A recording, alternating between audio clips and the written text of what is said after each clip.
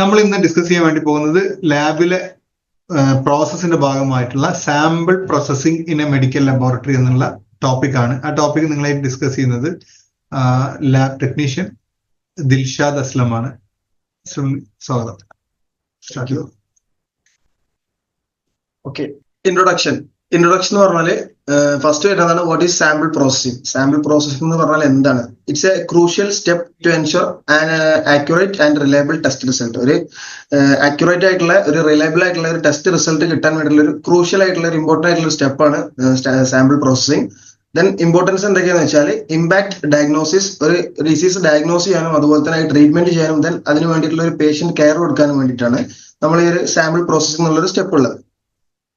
Next ഇതിന്റെ ഒരു flow chart ആണ്. അത് ഒരു 3 ഫേസിലാണ് വരുന്നത്. ഒന്നാമത്തെ pre examination phase, then post examination phase, then result interpretation. അങ്ങനെ ഒരു 3 ഫേസിലാണ് വരുന്നത്. അതിൽ പ്രീ എക്സാമിനേഷൻ എന്ന് പറഞ്ഞാൽ വരുന്നതാണ് ടെസ്റ്റ് സെലക്ഷൻ. ഏത് ടൈപ്പ് ഓഫ് ടെസ്റ്റ് ആണ് നമ്മൾ ഈ പേഷ്യന്റിന് വേണ്ടിയിട്ട് ചെയ്യേണ്ടത്, അതിൽ ഡിഫറെന്റ് ടൈപ്സ് ഉണ്ട്. അതിൽ എങ്ങനത്തെ അല്ലെങ്കിൽ ആ കണ്ടീഷൻ ബേസ് ചെയ്തിട്ട് ടെസ്റ്റ് ഏതാണ് സെലക്ട് ചെയ്യുക. ദെൻ സാമ്പിൾ കളക്ഷൻ, ഏത് ടൈപ്പ് ഓഫ് സാമ്പിൾ ആണ് നമുക്ക് വേണ്ടത്, blood or urine or other samples, sample ഏതാണ് ചൂസ് ചെയ്യുക, അത് കളക്ഷൻ ചെയ്യുക. Then sample transport to the lab. അതിനുശേഷം നെക്സ്റ്റ് വരുന്നതാണ് ലബോറട്ടറി അനാലിസിസ് എക്സാമിനേഷൻ ഫേസ്. രണ്ടാമത്തെ ഫേസ് ആയിട്ടുള്ള ടെസ്റ്റിംഗ് ഫേസ് എന്ന് പറഞ്ഞ ഫേസ് ആണ് ഇമ്പോർട്ടന്റ് ആൻഡ് ക്രൂഷ്യൽ ആയിട്ടുള്ള ഒരു ഫേസ് ആണ്. ദെൻ റിപ്പോർട്ട് ക്രിയേഷൻ, റിപ്പോർട്ട് നമ്മൾ ക്രിയേറ്റ് ചെയ്യുക. നമുക്ക് കിട്ടിയിട്ടുള്ള ഒരു അടിസ്ഥാനത്തിൽ റിസൾട്ടിന്റെ ഒരു ക്രിയേഷൻ, അതൊരു പ്രോപ്പർ മെത്തേഡ്, ഒരു റിപ്പോർട്ട് കൊടുക്കുന്നതിനുള്ള. ദെൻ റിപ്പോർട്ട് ട്രാൻസ്പോർട്ട് നമ്മൾ ആർക്കാണോ, ഫിസിഷ്യൻ ആണോ അല്ലെങ്കിൽ പേഷ്യന്റിനോ ഡയറക്റ്റ് ട്രാൻസ്പോർട്ടേഷൻ ചെയ്യാം. ഓക്കെ, ദിൽഷാദുണ്ട്. ഇതിൽ ഇപ്പൊ നമ്മൾ പേഷ്യന്റിന്റെ ഒരു 3 ഫേസ് പറഞ്ഞല്ലോ. ഈ 3 ഫേസിൽ പേഷ്യന്റ് വരുന്നു, ടെസ്റ്റ് സെലക്ട് ചെയ്യുന്നു. ആ ടെസ്റ്റ് സെലക്ട് ചെയ്യുന്നത് ഡോക്ടർ സെലക്ട് ചെയ്ത, അതായത് ഡോക്ടറുടെ പ്രിസ്ക്രൈബ് നോക്കിയിട്ട് നോക്കുക. പിന്നെ അത് അതിന് വേണ്ട സാമ്പിൾ ഏതാണോ നോക്കുക, അതല്ലേ അതില്. പിന്നെ റിപ്പോർട്ട് കൊടുക്കുന്നതിന് മുമ്പ് നിങ്ങൾ ഡബിൾ ചെക്ക് ചെയ്യേണ്ടതുണ്ട്. കാരണം റിപ്പോർട്ട് ക്രിയേഷൻ എന്നുള്ള ഒരു സ്റ്റെപ്പിൽ നമ്മൾ ഒരാളത് റിപ്പോർട്ട് ക്രിയേഷൻ ചെയ്തു, ദെൻ ആ കൊടുത്തിട്ടുള്ള റിപ്പോർട്ട് കറക്റ്റ് ആണോ അല്ലെങ്കിൽ അതിൽ എന്തെങ്കിലും എറർ വന്നിട്ടുണ്ടോ ഡബിൾ ചെക്ക് ചെയ്തതിന് ശേഷം മാത്രമാണ് റിപ്പോർട്ട് ട്രാൻസ്പോർട്ടേഷൻ ചെയ്യാൻ പറ്റുള്ളൂ to physician or patient. Okay, ഈ സെയിം അത് തന്നെയാണ് പറഞ്ഞിട്ടുള്ളത്. Specimen ordering, then specimen collection, specimen transportation, specimen processing and handling in the lab, then specimen testing, result interpretation, result reporting, then double checking ഉള്ള ഒരു process. Then after other post analytical considerations, അതായത് what are it is പേഷ്യന്റിന് ഇതിലിപ്പോ result positive or negative അല്ലെങ്കിൽ abnormal value ഇതൊക്കെ discuss ചെയ്തതിന് ശേഷം മാത്രം ഔട്ട് ചെയ്യുക. കാരണം എന്തെങ്കിലും അൺകൺട്രോൾ അല്ലെങ്കിൽ അബ്നോർമൽ ആയിട്ടൊരു സാമ്പിൾ വരികയാണെന്ന് നമ്മൾ ഉറപ്പായിട്ട് എന്ത് ചെയ്യണം, ഡബിൾ ചെക്ക് ചെയ്യണം. നെക്സ്റ്റ് ദെൻ നമ്മൾ സാമ്പിൾ പ്രോസസിംഗിന്റെ സ്റ്റെപ്സ് ആണ് പറയുന്നത്. ഒന്നാമത്തത് സാമ്പിൾ കളക്ഷൻ. നമ്മൾ ഓൾറെഡി പറഞ്ഞു, സാമ്പിൾ കളക്ഷൻ ഡീറ്റെയിൽ ആയിട്ടുള്ള ഒരു കാര്യം പറഞ്ഞിട്ടുണ്ട്. ദെൻ ഇതിൽ ജസ്റ്റ് ബ്രീഫ് ആയിട്ട് പറഞ്ഞുതരാം.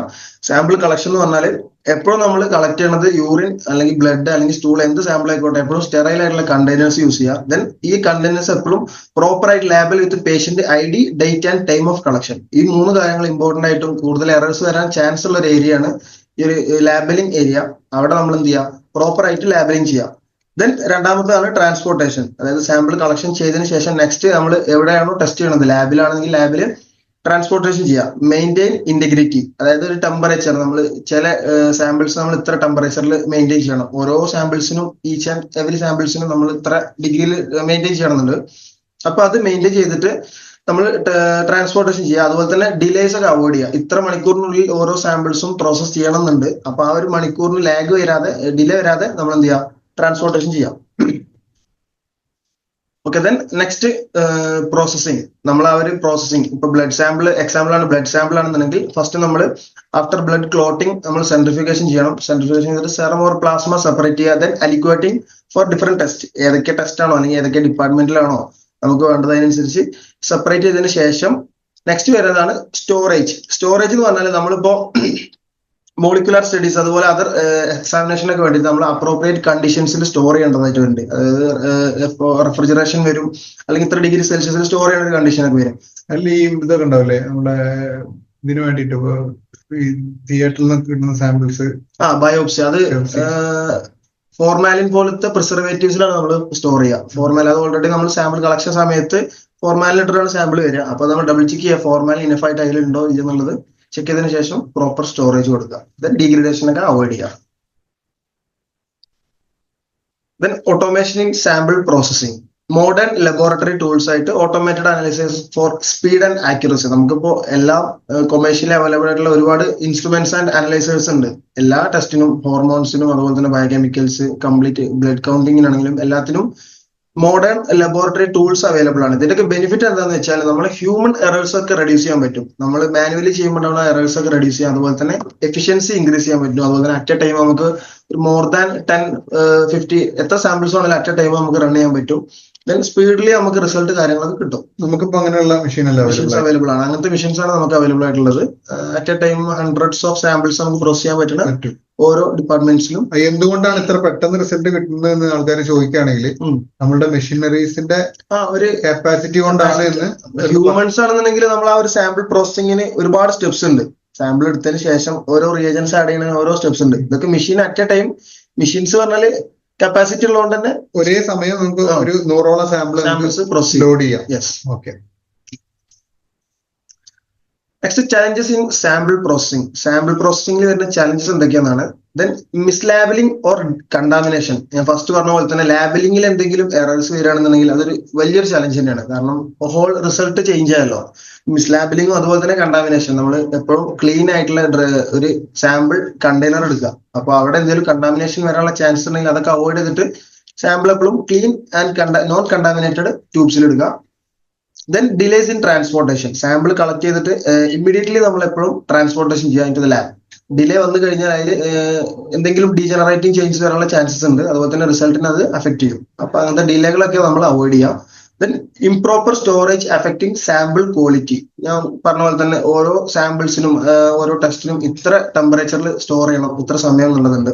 അപ്പൊ അതിലെന്തെങ്കിലും വേരിയേഷനോ എന്തെങ്കിലും ചേഞ്ചസ് വരികയാണെന്നുണ്ടെങ്കിലും നമ്മൾ ഈ ഒരു ഹോൾ പ്രൊസീജിയറിനെ അഫക്ട് ചെയ്യും. ഓക്കെ. Next, best practices.